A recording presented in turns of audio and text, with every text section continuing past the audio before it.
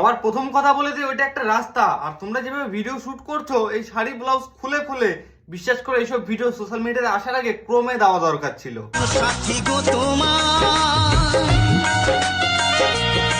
ওরে লেওরা, বৌদির মুখে হাসিটা দেখো, কি সুন্দর হাসি, এদিক দিয়ে শাড়ি মারি খুলে যাচ্ছে, সেগুলার দিকে কোনো কিছুই নেই। বলছি কাকিমা, এইসব ভিডিও যদি তোমার বাড়ির লোক দেখে, তোমার বাচ্চা কাচ্চা দেখে, ভাববে আমার মার কি অবস্থা, কোন লোক আমার মাকে এরকম কেস করে দিল। বলছি কাকিমা, এসব না মানে সোশ্যাল মিডিয়ায় আসার আগে না 10বার ভাবো যে তোমরা কি জিনিসটা করছো।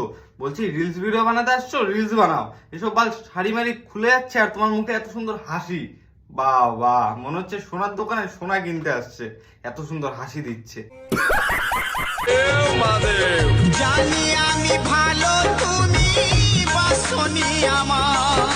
বোকা চোদার বাল, তোরা কথা বললে শুনিস না কানে, আর শালা ল্যাংটা হয়ে ভিডিও বানাতে চাচ্ছিস, তোরা ভাইরাল তাল তোলাতে যায়। কি বলবো ভাই, এদেরকে তাল তোলার থেকে লাথি মেরে ভাগানো দরকার। তোরা যেসব করে দেওয়া যাচ্ছিস, বিশ্বাস কর তোরা সোশ্যাল মিডিয়াতে আসার যোগ্যই না শালা। তোদের জন্য বিশ্বাস করার 5-10টা বউ মানুষ এরকম কেস করে বেড়াবে।